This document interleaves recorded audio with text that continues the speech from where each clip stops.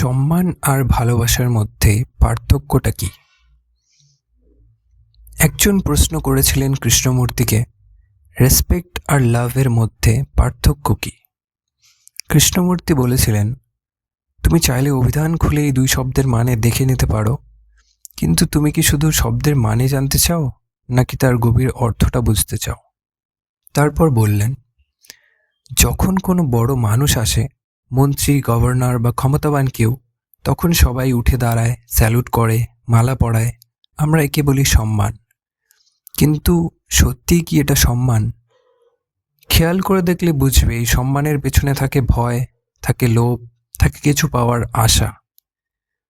আমরা তাদের সম্মান করি যাদের কাছ থেকে কিছু পাওয়া যায়, আর যাদের কাছ থেকে কিছু পাওয়ার নেই, চাকর, গ্রামবাসী, সাধারণ মানুষ, তাদের আমরা উপেক্ষা করি। এই সম্মান আসলে সম্মান নয়, এটা একটা লেনদেন, বাজারে কেনাবেচার মতো। কৃষ্ণমূর্তি বলেন, এই তথাকথিত সম্মান আসলে ভয়ের আর স্বার্থের আরেকটা নাম। কিন্তু যদি তোমার হৃদয়ে সত্যিকারের ভালোবাসা থাকে, তাহলে গভর্নর, শিক্ষক, চাকর, গ্রামবাসী সবাই তোমার কাছে সমান। কারণ ভালোবাসা কিছু চায় না, ভালোবাসা কোনো প্রত্যাশা রাখে না, আর যেখানে ভালোবাসা আছে সেখানে সম্মান স্বাভাবিকভাবেই জন্মায়। ভালোবাসা থাকলে সম্মান আলাদা করে দেখাতে হয় না, তা নিজে থেকেই প্রকাশ পায়।